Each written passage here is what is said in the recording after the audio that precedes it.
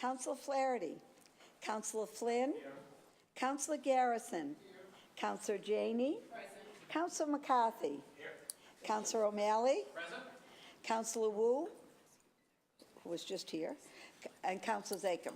We do have a quorum, though, sort of. Thank you, Madam Clerk. And Madam Clerk and Councilor Sabi George are going to join us up here. I ask all councilors and guests to please rise as our lovely clerk takes us through the invocation for today, and as well as the Pledge of Allegiance with Councilor Sabi George. If we can amend the attendance record to reflect that Councilor Zakem has joined us. Thank you. And he brought Valentine's Day stuff and candy. Thank you. Let me welcome you. Yeah, I would like to welcome you. Thank you. Thank you. Clerk Feeney will be giving today's opening prayer. We were actually just having a very, just a quick conversation back at my office a little bit ago, and we're talking about running for office and whatever. And I'm going to share this story on the record because I think it's hysterical. We're just talking about our mums, and it's Valentine's Day, and there's lots of love certainly in this room, and I of course love my mother. But I remember the day I was sharing this with Clerk Feeney that I told my mother I was running for office, and for many years, Maureen was our district counselor. And my mother said to me when I said I'm going to run for office, my mother said to me, "But Maureen's always so pulled together." And I said, "Thanks, Mom. Thanks. Thanks for the words of encouragement." So our clerk is always so pulled together. And now you have to tell my story. No, I'm not going to tell your story. That's your story. But I do want to welcome and thank Clerk Feeney for always being here for us. And when we need someone to open us in great words of reflection, you've got that magic book that really always shares. You always select the most appropriate reading. No pressure, but without further ado, Clerk Feeney. Thank you, Councilor Sabi George. And now I have to tell you the other half of the story. The day I told my mother that I was thinking of running for office, and in her true Irish form, my mother said, without even blinking, "But who would ever vote for you?" God bless the Irish. That's all I'm gonna say. They raise tough girls. They do. Thank you for your kind sharing, Counselor. If you would all join me. Spirit of life and love, which moves through us and through all the world, may we this day be grateful for the gift of life which is ours, remembering today and always that the life we have and hold is to us a mystery and precious.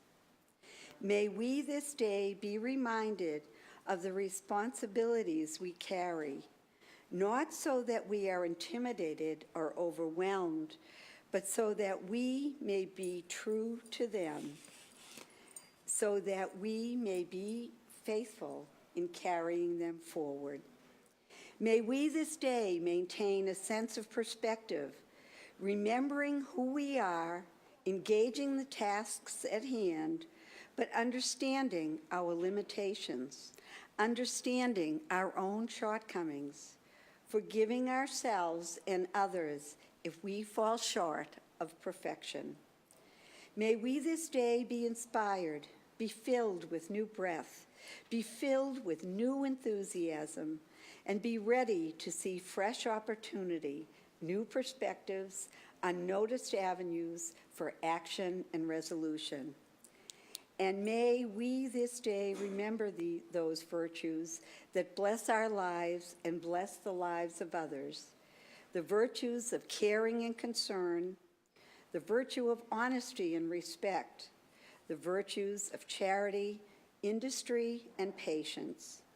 And may the members of this Boston City Council maintain a high sense of their calling, remembering that they are invested here with honor and called to a wider vision of the world, a world made more fair, more just, more equitable by their efforts. Amen. I pledge allegiance To the flag of the United States of America, and to the republic for which it stands, one nation, under God, indivisible, with liberty and justice do all that. Yes, Madam Clerk, if you could amend the attendance record to reflect that Councillor Baker and Councillor Flaherty are also present. Thank you, Madam President. Thank you. Thank you. Madam Clerk, did we get everyone? Yes. Thank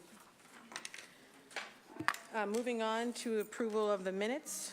If there are no corrections to be made, the minutes of the last council meeting will stand approved. Seeing and hearing no objection, the minutes of the last council meeting are so approved. Moving on to communications from His Honor the Mayor. Docket number 0335, message and order authorizing the City of Boston to accept and expend the amount of $440,000 in the form of a grant for the Nutrition Service Incentive Program awarded by the U.S. Department of Health and Human Services, passed through the Mass Executive Office of Elder Affairs, to be administered by the Elderly Commission. The grant will fund meals for homebound seniors. This is an estimated award, total based on prior allocations. Docket 0335 will be assigned to the Committee on Healthy Women, Families, and Communities. Community, excuse me. Sorry. Docket number 0336, message and order authorizing the City of Boston to accept and expend an amount of $200,000 in the form of a grant for the Immigrant Advancement Initiative, awarded by the donor group to be administered by the Office of Immigrant Advancement. The grant will fund programs, initiatives, events, and small grants that enable immigrants to play an active role in the economic, civic, social, and cultural life of the City of Boston. Docket 0336 will be assigned to the Committee on Healthy Women, Families, and Community. And docket number 0337, message and order authorizing the City of Boston to accept and expend an amount of $25,000 in the form of a grant for the FY18 Paul Coverdell Forensic Science Improvement Formula Grant, awarded by the National Institute of Justice, passed through the Massachusetts State Police Crime Laboratory, to be administered by the Police Department. The grant would fund training and continuing education for forensic examiners, criminalists, and laboratory personnel. Councilor McCarthy, you have the floor. Thank you very much, Madam President. I rise to ask to suspend and pass 0337. As the clerk stated, this $25,000 grant will go directly to the crime lab for further education. Thank you. Thank you. Councilor McCarthy, who's the chair of the Committee on Public Safety and Criminal Justice, seeks suspension of the rules and passage of docket 0337. All those in favor say aye. Aye. Any opposed say nay. The ayes have it. Docket 0337 has been passed. Madam Clerk, if we could read, let's see here, docket 0338 through docket 0342. Thank you, Madam President. Docket number 0338, message and order for the confirmation of the appointment of Nadine Fallon as an alternate member of the Zoning Board of Appeals for a term ending July 1st, 2021. Docket number 0339, message and order for the confirmation of the appointment of Bruce Bickerstaff as a member of the Zoning Board of Appeals for a term ending July 1st, 2021. Docket number 0340, message and order for the confirmation of the appointment of Mark Fortune as a member of the Zoning Board of Appeals for a term ending June 1st, 2021. Docket number 0341, message and order for the confirmation of the appointment of Joseph Ruggiero as a member of the Zoning Board of Appeals for a term ending July 1st, 2021. Docket number 0342, message and order for the confirmation of the appointment of Christine Argero as a member of the Zoning Board of Appeals for a term ending July 1st, 2021. Docket 0338 through 0342 will be assigned to the Committee on Planning, Development, and Transportation. Moving on to reports of public officers and others. Docket number 0343. Communication was received from Lawrence S. DeCara, Chairman of the Audit Committee, updating the City Council on their meetings held with independent auditors, KPMG LLP, for the year ending December 31st, 2018. Docket 0343 will be placed on file. Docket number 0344, notice was received from the Police Commissioner in accordance with Section 3 of the Boston Trust Act regarding civil immigration detainer results for calendar year 2018. Docket 0344 will be placed on file. Matters.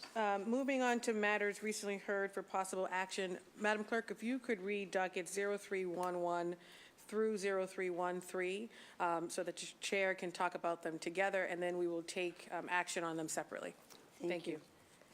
Docket number 0311, order approving a petition for a special law regarding an act regarding the terms of office for city councilors.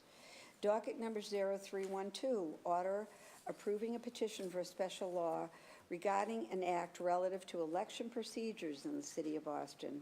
And docket number 0313, order approving a petition for a special law regarding an act concerning vacancy in the office of the city councilor at large. Councilor Flaherty, you have the floor. Thank you, Madam President. This home rule petition was filed by Council President Andrea Campbell along with two other election-related home rule petitions, docket 0312 and docket 0313, both of which I will speak to after this. All three dockets were referred to the committee on February the 6th of 2019. It should be noted that these proposals had previously been sponsored by Councilor Baker back in 2016. Commissioner Dion Irish and the head of Assistant Registrar Sabino Piemonte from the Election Department explained that the proposal would result in up to $1.6 million in savings for the city, as the cost of one citywide municipal election is approximately $800,000. Council is in support of the proposal, highlighted the increasing the term from 2 years to 4 years that would allow councilors to be more effective, substantive, and impactful in their work, as they would have more time to focus on their work because there'd be less of an onus to continue campaigning. Concerns of the docket related to the current state of campaign finance and how longer terms could potentially straighten incumbents' abilities to build resources, thus putting potential candidates at a disadvantage. After the hearing, changes were made to the docket in order to reflect references in the Boston City Charter that contemplate biennial elections. They include the following. The term biennial has been stricken and replaced with the term quadrennial. And various sections and other references to off-year elections in 2 years have been updated accordingly. A provision was added in Section 1 to clarify that beginning in the year 2021, that municipal elections will take quadrennially in every second odd-numbered year. A section has also been added relating to the vacancy in the office of mayor in order to reflect that municipal elections would take place on quadrennial basis and no longer on a biennial basis. As the chair of the Committee on Government Operations, I recommend docket 0311 ought to pass in a new draft. With respect to docket 0312, a special law act relative to election procedures in the city of Boston. This also is a home rule petition that both Commissioner Dion Irish and Assistant Head Registrar Sabino Piemonte highlighted the potential scenario for a special election should an individual running for two offices win both seats, therefore requiring the individual to vacate a seat. Councilors discuss how important it is for potential candidates to declare their intention in order to respect the process and to provide fairness to voters. The sole criticism of the proposal is that voters would like to naturally take care of the problem of a candidate running for more than one seat by simply not voting for them. The committee also heard support proposals from both Mass Vote and Massachusetts Voter Table. At the hearing, technical changes were made to the docket. The changes include the following. The citation for Section 2-54 of Chapter 376 of the Acts of 1951 have been changed to Section 2 of Chapter 376 of the Acts of 1951, and Section 3 has been deleted. As Chair of the Committee on Government Operations, I recommend that docket 0312 ought to pass in a new draft. With respect to docket 0313, in order for a special law regarding an act concerning vacancy in the office of City Council at large, this too is a home rule petition. Under the current law, there is no election for this office if a vacancy occurs. Rather, the candidate receives the highest number of votes of the defeated candidates at the municipal election would serve in the event of a vacancy. The procedures for ordering a special election for council at large would follow the same procedures of an election should a vacancy occur in the office of district council. During the hearing, the committee discussed in broad terms how this proposal could align the election procedures across the body, as well as potential technical changes that may need to be addressed in the event if the council were to go from 2 years to 4 years. So as a result of the that's the feedback committee report. collected during the hearing, goes as with Chair of the Committee on Government Operations, I recommend that docket 0313 remain Think. in committee, and we'll turn it over to lead sponsor for any additional comments if she so chooses. That's Madam President, through the chair. Thank you, Councilor Flaherty, and thank you for your hard work on this. Just specifically with docket 0313, which has to do with a special election, through many conversations from the hearing, of course, and with the chair of the committee, have decided to leave that in committee and to revisit that if, in fact, the four-year term change goes through. So just wanted to thank you for your work on that, and I appreciate the quick turnaround. Anyone else looking to speak on these dockets and to do so at the same time, and then we can take action on them separately? Councilor Edwards, you have the floor. Thank you. I'll be very brief. I'll just start with the one that unfortunately we did not call forward today, but I did want to express that what I felt that what was lacking currently in our system, and the fact that we would go to a default fifth position, is it's almost like we're trying to get a ranked choice voting result without actually having ranked choice voting.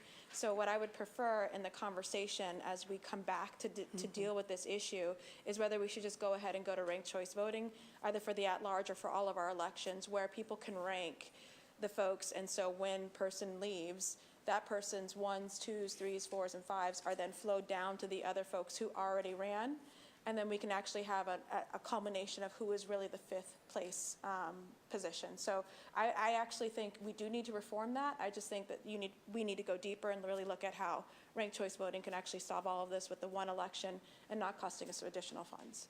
So I just wanted to say that when you bring that back up again. With regards to the terms, I fully support that, but I wanted to just address some of the concerns that people have been voicing, both in the media and in general, with the concentration of power, with the fact that it would discourage folks from running. I think, if anything, the fact that this is enacted in 2021, in that election, I can imagine that folks who are looking at a 4-year term rather than a 2-year term will come out of the woodwork to try and run for city council, which I think is a good thing. I also think that if the concern is about concentration of power over time, then it's not necessary. I don't think we should be making us less powerful or maintaining our current 2-year terms. If it's a matter of turnover, a matter of people running, then I think we can look at our 4-year term position, which is the mayor, and if it's a real concern, then I don't know why people aren't pushing to make that 2 years. So my point is, I guess, if you really are concerned about the turnover and people running, there's a way of also making sure that happens, and that's reducing the 4 years to 2 years. I just don't think that this is really going to stop. A 4-year term is really going to prevent folks from being here for 30 years, as we've seen. It's not going to prevent folks from challenging people from coming forward and saying, it's not only my turn, but I think that it's time for a change. We've seen that with your own election. We've seen that with other elections as well. So I fully support it, but I also think the concerns that are expressed are really politicized, and they should be consistent. You're concerned about concentration of power in 4 years? Well, then change the 4-year term as well, or call for that change as well. And then finally, I think I'm all set on the other one. That's what I just do. Thank you. Thank you very much, Councilor Edwards. Councilor Baker, you have the floor. Thank you, Madam Chair. I just more want to talk on 0313. And I originally filed this, but thinking about it over the last couple of weeks, and we talk about the money that if we potentially save with the 4-year term, we could lose in one election here at the at-large. And when I was thinking about it, I thought of my colleague, and I think a vote for this is a vote against my colleague, Althea Garrison, and I'm not prepared, and I wasn't prepared to take that vote. I was planning on voting no, so I think it's a good move, us putting it in committee. And just to briefly touch on the mayor's term coming back to 2 years, I think the mayor's job is so complex and there's so much with it and involved. I think that mayor, whoever it is, it could potentially be someone in this body in a couple of years, you never know, but the mayor definitely needs at least 4 years to start. So although I commend you on your 2 years, I would not be in favor of that, but thank you. Enjoy it. Thank you, Councilor Baker, and thank you for your previous work on this. Councilor Wu, you have the floor. Madam President, I just wanted to make sure and reiterate how much I support your push and the council's push to have the conversation and keep bringing people in to talk about what the big structural discussions are that empower civic engagement and bring people in. I think, we've all talked enough on the other two, so I just wanted to weigh in on the docket around 2-year term versus 4-year term.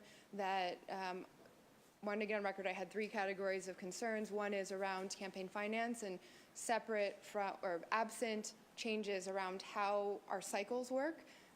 For example, when you raise money for Congress, people can donate once up until the primary, and then they can donate once again for the final election, rather than year by year by year by year.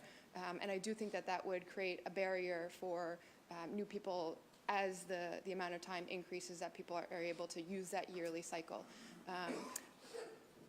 I also I was consulting the municipal historian here before the meeting about whether there was a time in a mayoral election year where an incumbent councillor lost his or her seat. Because many of the successful challenges come in those non-mayoral years.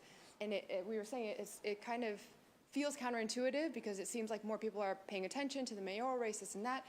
But my sense is that there's also the effect of people paying attention to that and maybe have less time or focus on the council races. And so the makeup of this council today is because of the opportunity every 2 years to challenge and bring new people into the process.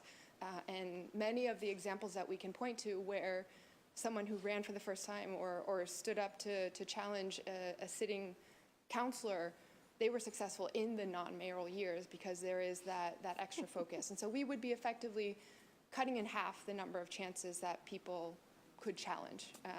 And then finally, just all of that aside, maybe this is just a personal preference, but I do think it imposes accountability, and that there are certainly issues that go on way longer than 2 years, way longer even than 4 years, particularly around development projects, et cetera. But we should be the level of government that's acting as fast as possible, and ideally that we can turn around legislation and initiatives every year, and certainly every 2 years. So just wanted to get that on record, but very much support your push. Thank you. Thank you, Councilor Wu. Councilor Zakhem, you have the floor. Thank you, Madam President. I want to thank you and the chair and our good colleagues for their comments on this. I rise to talk briefly about docket 0311, talking about extending from 2 to 4 year terms.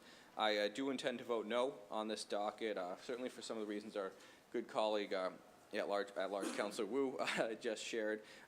But I also think we need to perhaps broaden this discussion, and I do thank you for bringing this forward. It's not an easy proposal to file or to talk about, but if we're talking about expanding turnout, expanding opportunity, we should also be talking about, as Councilor Edwards said, ranked choice voting in all of our city elections, certainly in our state elections that's needed.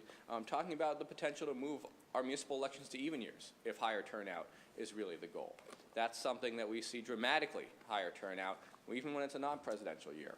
That's something we should be talking about as well. And when we're talking about saving money, it's important.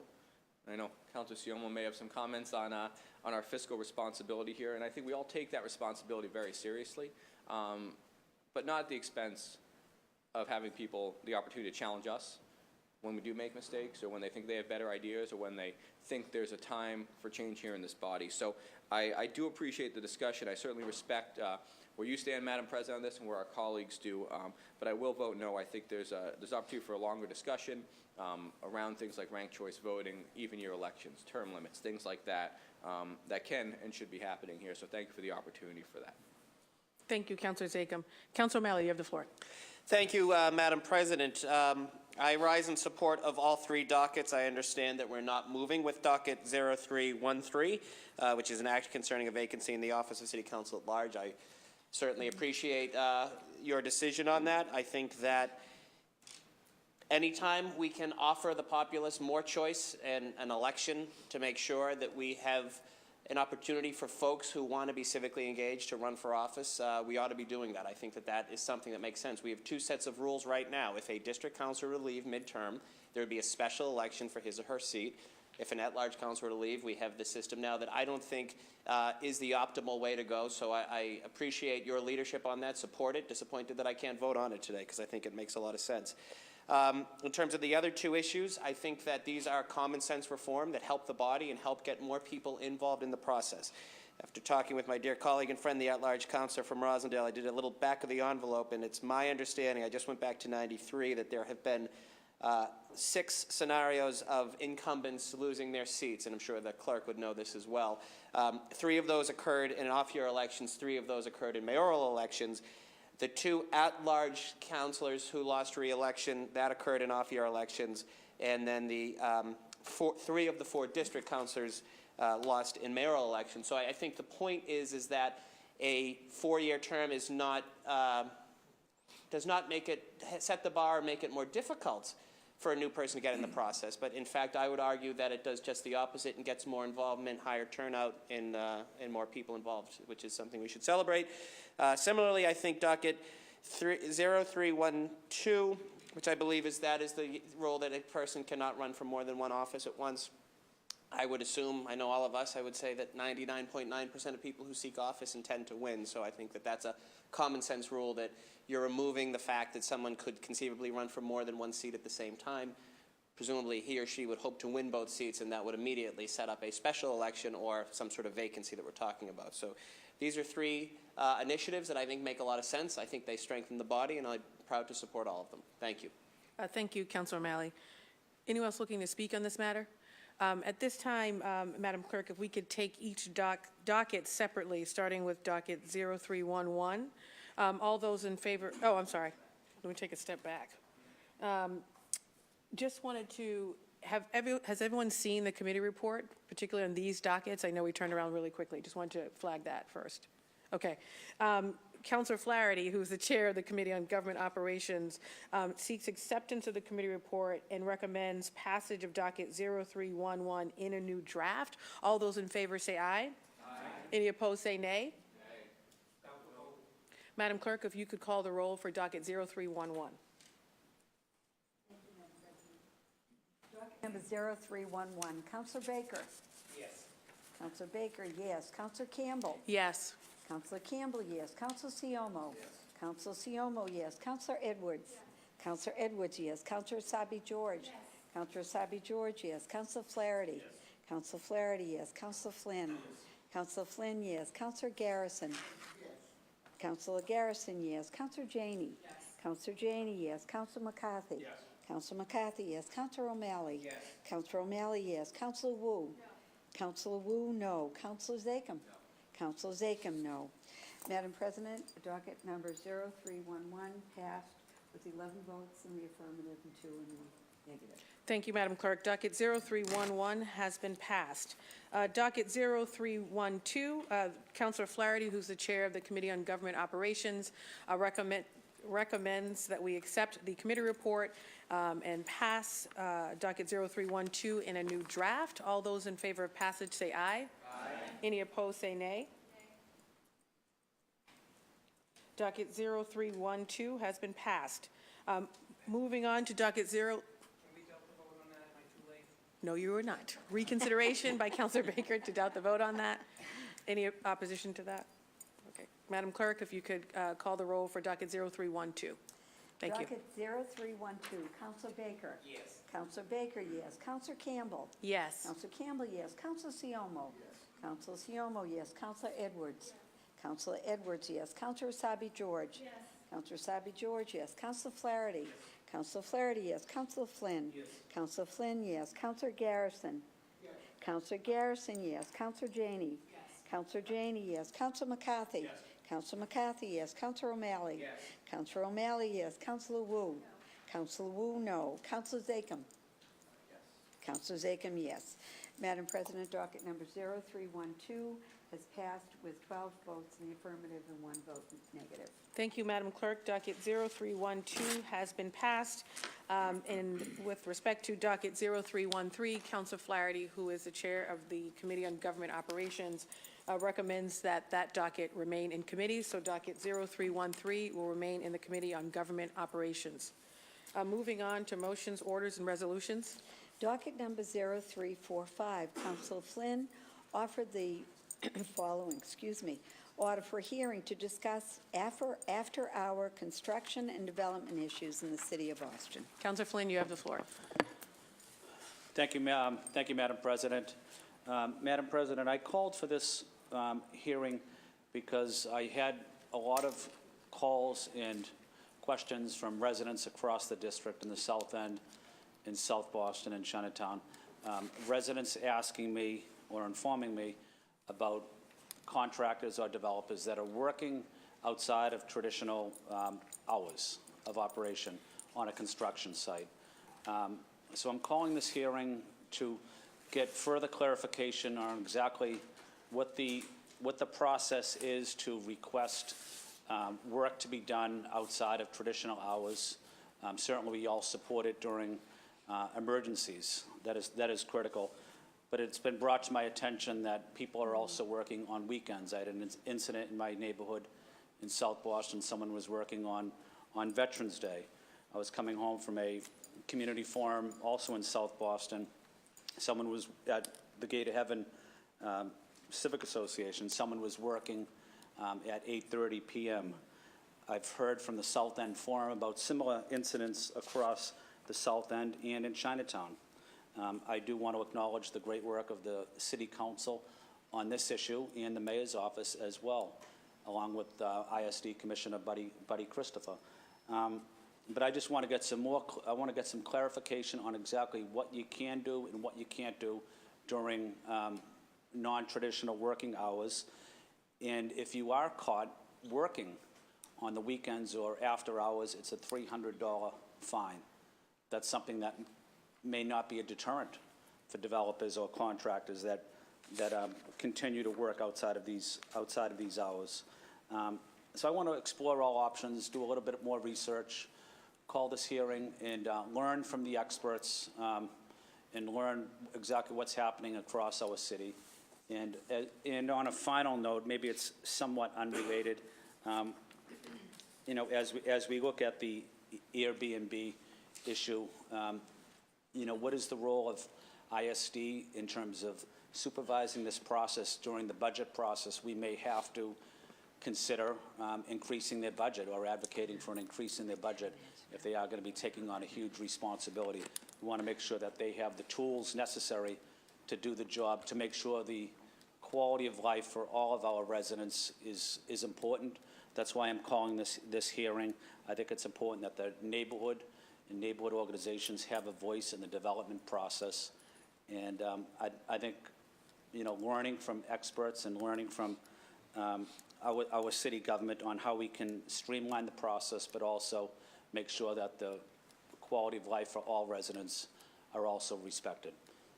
Thank you, Madam President. Thank you, Councillor Flynn.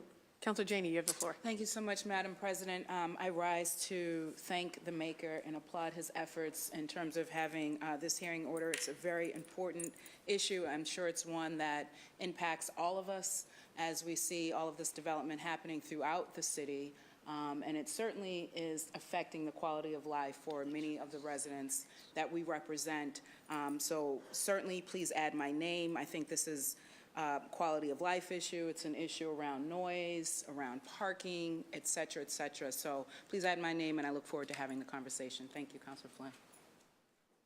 Thank you, Councillor Janey. Madam Clerk, if you could add Councillor Janey, as well as Councillor Baker, Councillor Siomo, Councillor Edwards, Councillor Sabi George, Councillor Flaherty, Councillor Garrison, Councillor McCarthy, Councillor O'Malley, Councillor Wu, as well as Councillor Zakam and the Chair. Docket 0345 will be assigned to Planning and Development. Planning, Development, and Transportation. And just quickly, always want to be in the habit of thanking central staff, specifically with the previous dockets out of government operations. Want to thank Christine and Michelle from central staff who worked really hard on this, and it was a quick turnaround, so thank you as well. I neglected to do that. Madam Clerk, if we could go on to docket 0346. Thank you. Docket number 0346, Councilors Zakam and Wu offer the following order for hearing to discuss providing voter registration information to all new tenants in the city of Boston. Councilor Zachem, you have the floor. Thank you, Madam President. I'd like to first ask that we suspend Rule 12 and add Councilor Edwards as an original co-sponsor. Any objection? Madam Clerk, if you could add Councilor Edwards as original sponsor to docket 0346. Thank you, Madam President.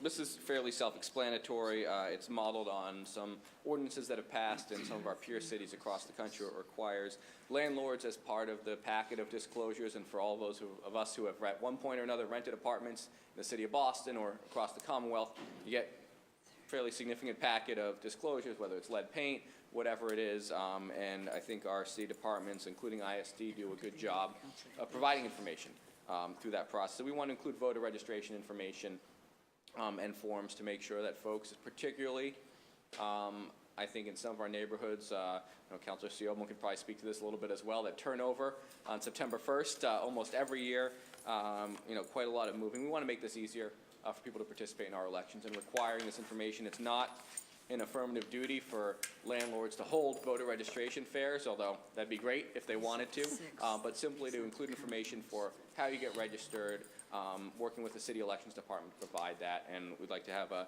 hearing to discuss that, because it seems to be working in other cities, and if it does, we should implement it here in the city of Boston. Thank you. Thank you, Councilor Zachem. Councilor Wu, you have the floor. Thank you, Madam President. Just wanted to rise to thank Councilor Zachem for his continued leadership on all things civic engagement and ballot access, and very proud to partner on this. We have seen some improvements and changes recently with people having easier access to register and even to do it online in certain circumstances, and this is just about taking that down that barrier of information of how to do that and how to get plugged in as well. Thank you. Thank you, Councilor Wu. Councilor Edwards, would you like to speak on this matter? Councilor O'Malley, you have the floor. Thank you, Madam President. I rise to commend and thank my dear colleagues and friend, my district councilor from Back Bay and at-large councilor from Rossendale, as well as the district councilor from East Boston. This is a great idea. I can remember vividly my first apartment as a college student in Washington, D.C., getting a voter registration form with the lease. I did not fill it out because I was not ready to give up my Boston registration. I'm glad I didn't, but it was just great as a reminder. I think I look forward to this hearing, look forward to participating. At a similar hearing, some of the councilor from Back Bay's work on this earlier, I suggested, I think the delta between the population of Boston and eligible voters in Boston isn't that great. It's probably 125,000 or so. I think we ought to be taking this one step further and mailing a voter registration form to every unregistered eligible voter in the city of Boston. We could do that for tens of thousands of dollars, and the impact will be immediate. So look forward to continuing to partner on this great work. Thank you. Please add my name. Thank you, Councilor O'Malley. Councilor Flynn, you have the floor. Thank you, Madam President. Please add my name as well, and thank you to Councilor Zachem for his leadership.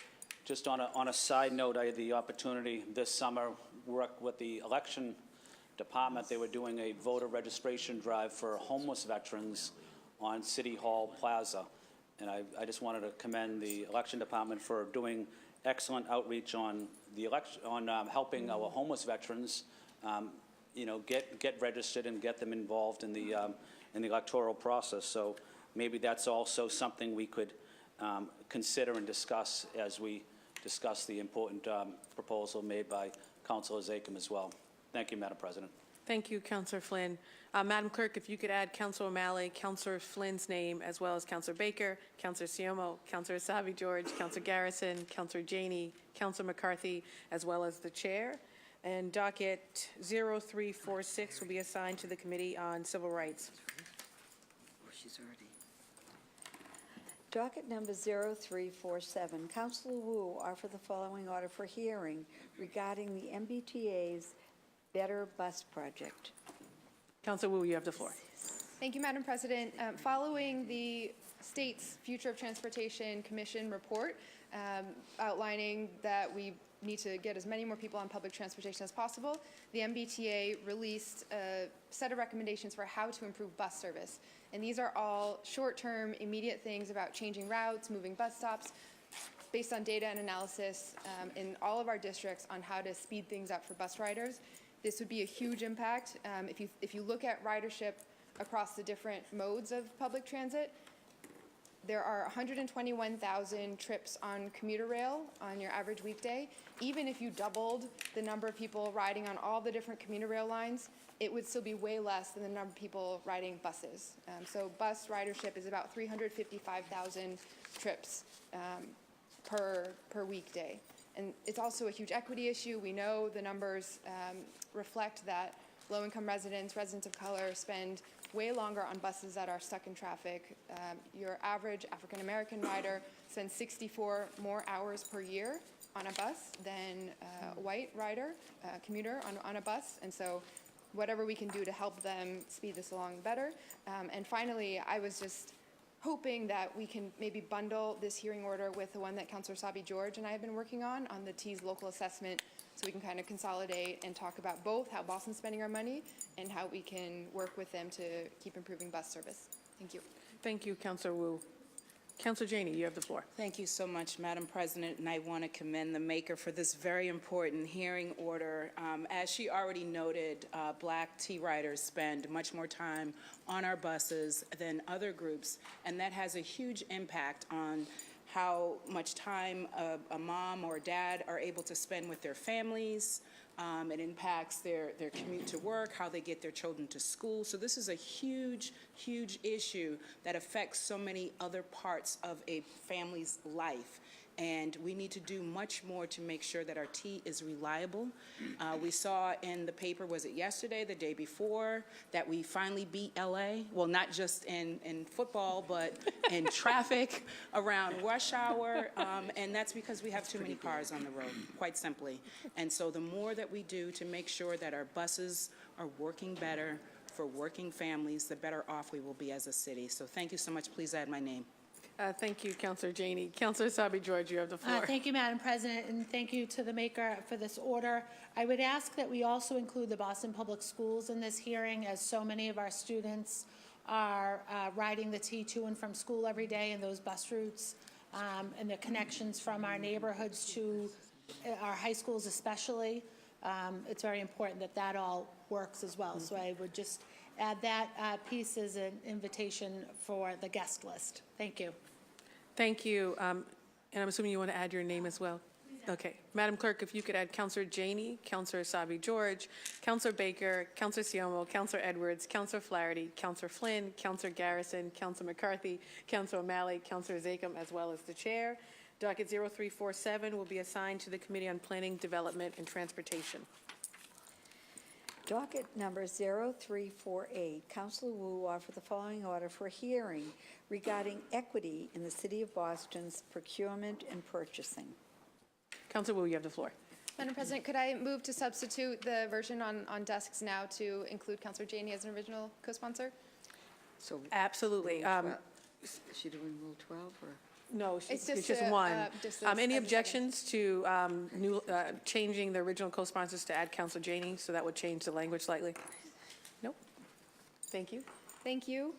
This is following up on a push that Councilor Baker had chaired a hearing for several years ago now, and that Councilor Presley and I had worked on legislation for that the council passed in 2017, looking at city spend and equity in contract dollars made available by the City of Boston, both on the procurement side in terms of services and contract, and on the purchasing side for goods that we use in municipal buildings.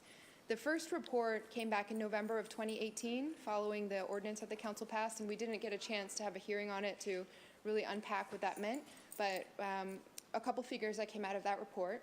In FY 2018, the City of Boston spent $664 million on goods and services, and out of that dollar value, the percentage that went to businesses owned by people of color was 0.65%, and the percentage that went to businesses owned by women certified business owners, 0.75%.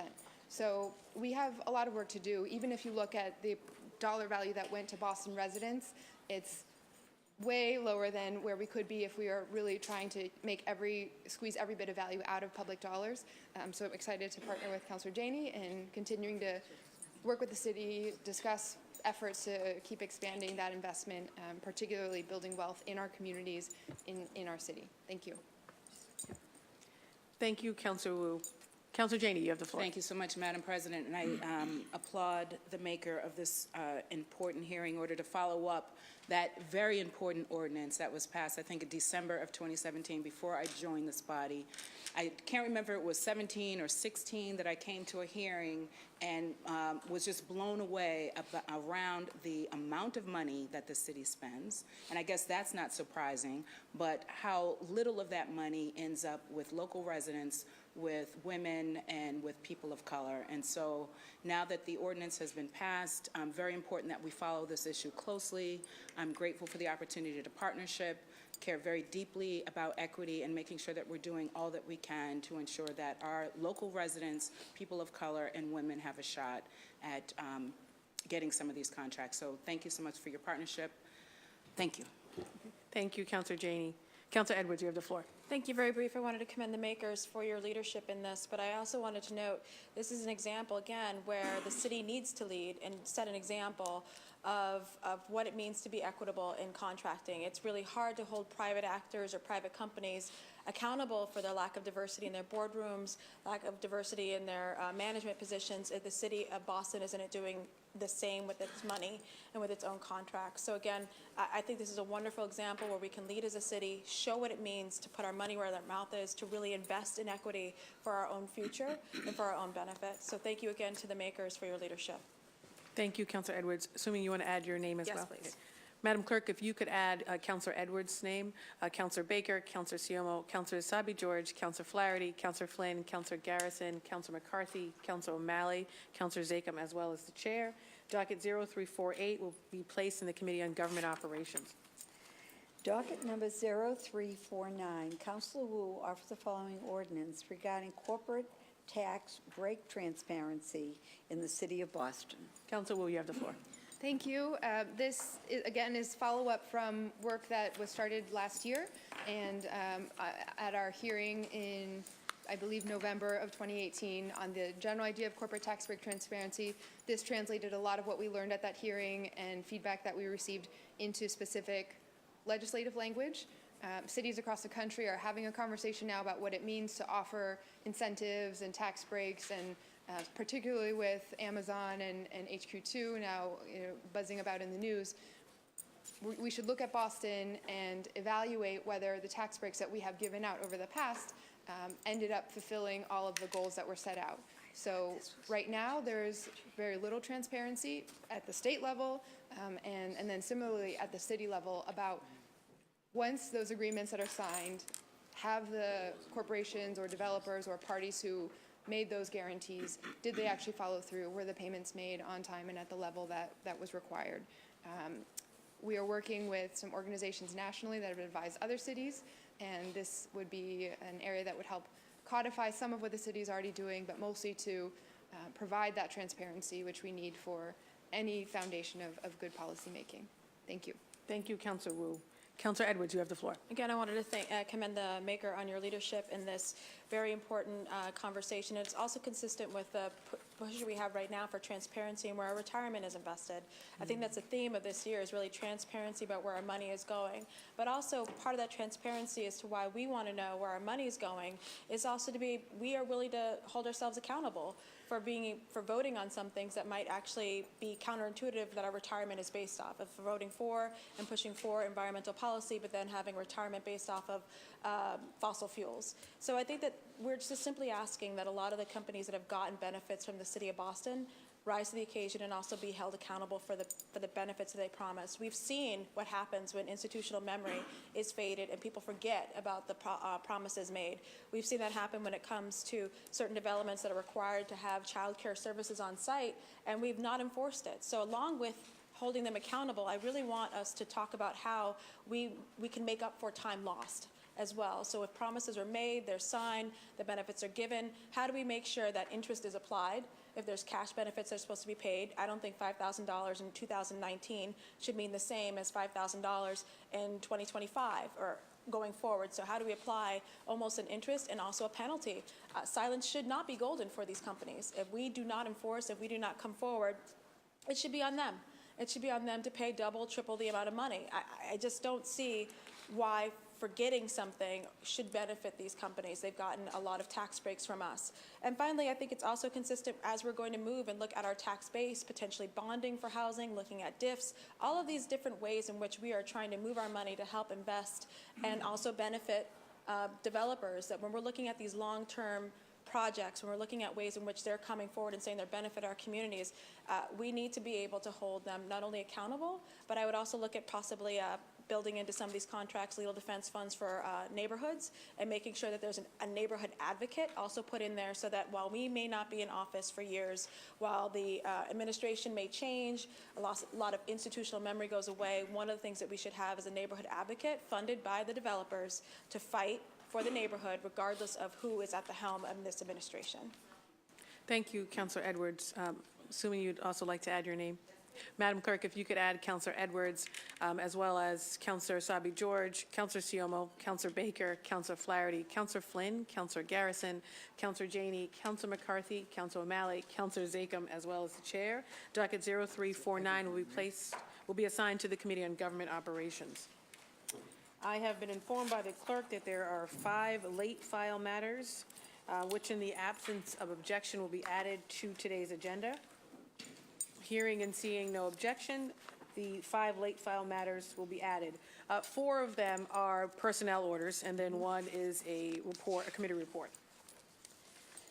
Madam Clerk, if we could read the first late file matter. Thank you, Madam President.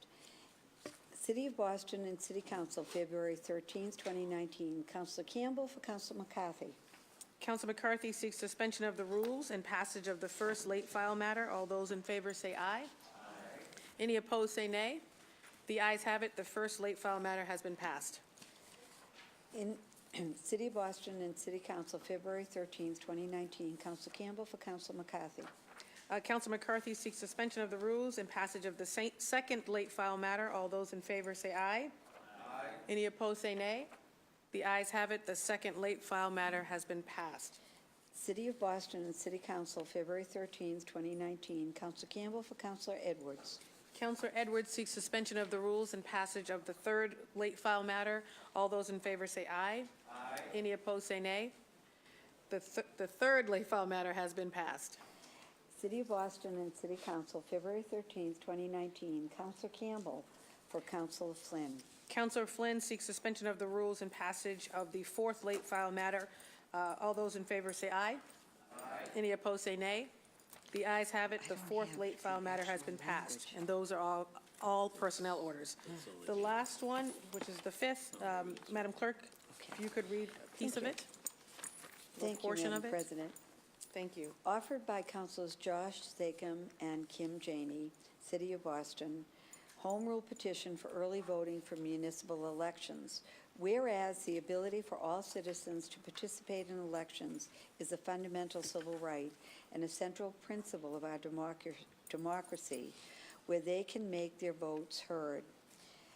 Whereas extending the available days and times for people to cast their ballots will make it easier for Bostonians of all backgrounds to participate in our municipal election. Therefore ordered that a petition of the General Court of the Commonwealth of Massachusetts, accompanied by a bill for a special law related to the City of Boston, to be filed with a copy of this order to be and hereby is approved under Clause 1 of Section 8 of Article 2 as amended, the amendments to the Constitution of the Commonwealth of Massachusetts, to the end that legislation be adopted precisely as follows, except for clerical or editorial changes of form only. Councilor Flaherty, you have the floor. Thank you, Madam President. This comes in as a late file, as we had mentioned at last council meeting, to make sure that when we voted on this matter, we wanted to put it in with all of the other election-related matters, get it over to the mayor's office to be submitted, and hopefully get it up to the State House for approval as soon as possible. During the hearing that was 2 weeks ago, the committee heard testimony from Commissioner Dion Irish, Assistant Head Registrar Sabino Piemonte from the Election Department, as well as folks from MassVote and Progressive Massachusetts. The committee discussed ways to encourage greater participation in the election process, mentioned the success of early voting in the recent state elections, as well as the associated cost of implementing the early voting at a city level for municipal elections. Commissioner Irish and Registrar Piemonte from the Election Department offered testimony in support of early voting, estimating the cost would be approximately $380,000. The Election Department did note that they would like at least a 6-month advance timeline to effectively implement early voting in Boston if it should pass up at Beacon Hill. Based on the information gathered at the hearing, the docket will be amended to ensure that its provisions are properly implemented. The committee report and the amended proposals we have in front of us today reflect these amendments. The summary of which follows. In the first sentence of paragraph 1, the phrase, quote, beginning in the year 2019 is stricken, and the word, quote, regular is added before the words municipal elections. In the third paragraph is amended by adding language that gives the Board of Election Commission 6 months from passage of the act to promulgate regulations concerning early voting being implemented in the next Boston municipal election after such regulations have been approved. As Chair of the Committee on Government Operations, I recommend that docket 0130 ought to pass in a new draft, and at this time turn over through the Chair to the lead sponsors, Councilor Zakhem, Councilor Janey, and yourself, Madam President, if you wish to add further comment. Thank you. Thank you, Councilor Flaherty. Councilor Zakhem, you have the floor. Thank you, Madam President. I'll be very brief. I want to thank the chairman for his quick work and bringing this forward to a vote. And of course, Councilor Janey and yourself as original co-sponsors and our colleagues, and Mayor Walsh and his administration for their support and working together on this. You heard about the changes to the document. They're minor and really wanting to make sure that our elections department has time to put these regulations in place before an election.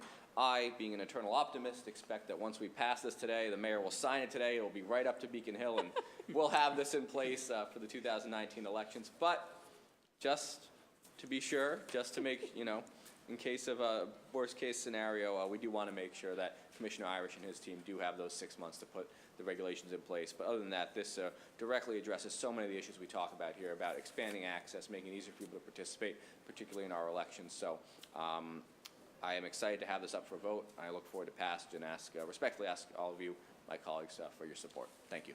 Thank you, Councilor Zakhem. Councilor Janey, you have the floor. Thank you so much. So just some quick thank yous. Certainly thank you to the chair for moving quickly. This is part of the larger package that you put forth. I'm grateful to have your partnership, Madam President, on this, as well as the chair of the Civil Rights Committee for your leadership. Thank you. To Councilor Zakhem, and certainly the administration. As I said, maybe when we presented to this body, I don't know if it was in the hearing, but early is easy. It is important that we do all that we can to ensure that the residents of this city have access to voting and that it can be convenient for them. I think the changes are important in terms of giving the administration the time that they need to implement. And I think that's also important because I want to be careful as we put these packages together around our elections that this body isn't necessarily voting on something that would impact their election cycle. It's something that we're looking forward to the future. So I think having the time to really implement it is important. I don't know that I'm as optimistic as Councilor Zakhem is that we're going to get this done right away, but I think it is very important and certainly hope to have the support of all my colleagues on this. So thank you. Thank you, Councilor Janey. Anyone else looking to speak on this matter? At this time, Councilor Flaherty, who is the chair of the Committee on Government Operations, recommends acceptance of the committee report and passage of docket 0130 in a new draft. All those in favor say aye. Aye. Any opposed say nay. The ayes have it. Docket 0130 has been passed. Moving on to the green sheets. Anybody looking to remove a matter from the green sheets? Moving right along. The consent agenda, I am informed by the clerk that there are 0 late file matters to be added. At this time, the chair moves for adoption of the consent agenda. All those in favor say aye. Aye. Any opposed say nay. The ayes have it. The consent agenda has been adopted. Before we move on to memorials, any announcements? Councilor Flaherty, you have the floor. Madam President, just rise to give folks an update on a scheduling matter. As Chair of Government Operations, I just want to let our colleagues know that I intend to pull docket 0138 in 2 weeks at our next scheduled meeting on February the 27th. That is the matter that's the rights to free petition sponsored by our colleague, Councilor Wu. The committee has held 2 hearings, one in 2017, one in 2018, and also we've held a working session in late 2018 on the matter. So I look forward to bringing it to the floor of the council for an up and down vote. Great, we'll do that I know there's a and have diversity that of lengthy opinions on it, discussion then, but that'd be thank you great. for the So- heads up. And through the chair, unless the lead sponsor wishes to offer anything additional to that, we'll look forward to seeing everyone on the 27th. Thank you. Councilor Sabi George, you have the floor. Thank you, Madam President. I rise to make a brief statement regarding the anniversary of the Parkland shooting, which is tomorrow. Tomorrow, February 14th, marks the one-year anniversary of the Parkland school shooting, 1 year since too many students lost their lives. As a former teacher and a mother, I cannot begin to imagine the pain and fear the students, faculty, parents, and community members of Marjorie Stoneham Douglas High School felt in the aftermath of this tragedy. What happened in Parkland was devastating. And as we close this meeting today, I do ask that we remember the lives lost and the families and the individuals impacted, but also remember in our moment of silence the many precious lives that have been lost in violent acts, especially in our schools since that time. Parkland is often, when we talk about school safety, we talk about school security. Parkland is often the event that we remember because it's most recent, because it was so large. But since last February 14th, we've had almost 100 incidents in schools across this United States. So as we remember Parkland, the community, the school, the greater community at large of all of us that think every day about the safety of our kids in our schools, I hope that we remember them today and tomorrow and every day, but also our student safety across the city and across the country. Thank you, Madam President. Thank you, Councilor Sabi George. And happy Valentine's to all. The red and black with many of the ladies with some red, it wasn't quite coordinated, but it's worked out somewhat. So happy Valentine's to everyone. At this time, I ask that everyone please rise, including guests, staff, and colleagues, as we adjourn today's meeting in memory of the following individuals. For Councilor Siomo, Carol Walsh, Virginia Murray. For Councilor Flaherty, Barbara Donovan, Donna Holt, Daniel Channing Pink, John Crowley. For Councilor Janey, Kathleen Phillips. For Councilor McCarthy, Leo Cottarelli. A moment of silence, please.